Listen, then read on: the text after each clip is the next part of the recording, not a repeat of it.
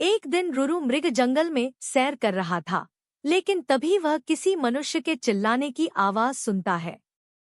जब वह मौके पर पहुंचता है तो उसे नदी की धारा में एक आदमी बहता हुआ नजर आता है।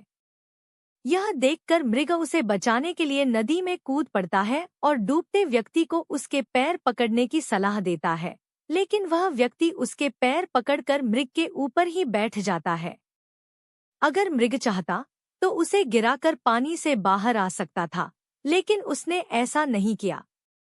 वह स्वयं तकलीफ सहकर उस व्यक्ति को किनारे तक ले आता है।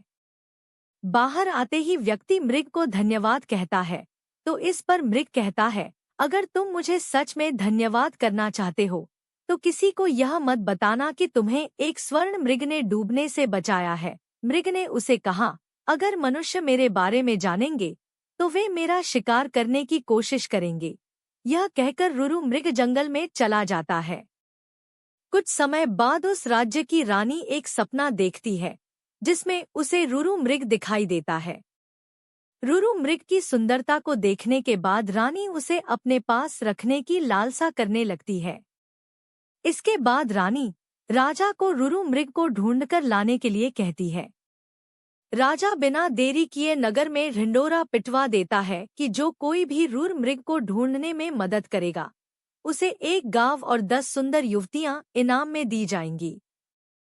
राजा की यह सूचना उस व्यक्ति तक भी पहुंचती है जिसे मृग ने बचाया था।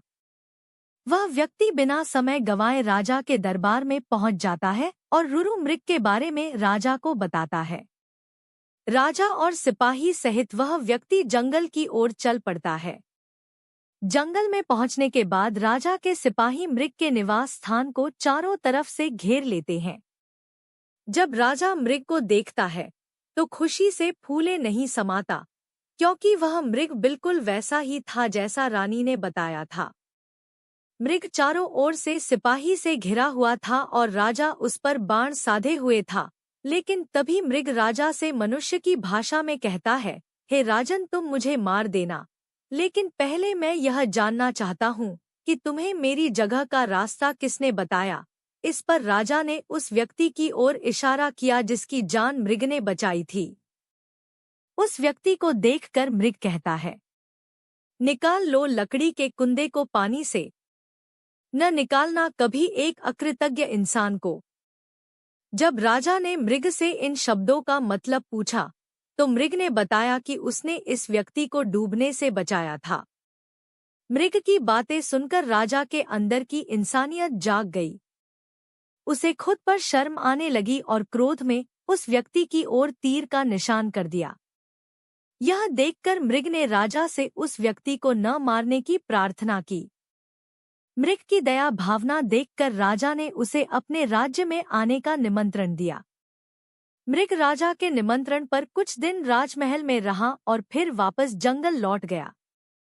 इस कहानी से हमें यह सीख मिलती है कि हमें किसी का एहसान कभी नहीं भूलना चाहिए, चाहे वह इंसान हो या जानवर।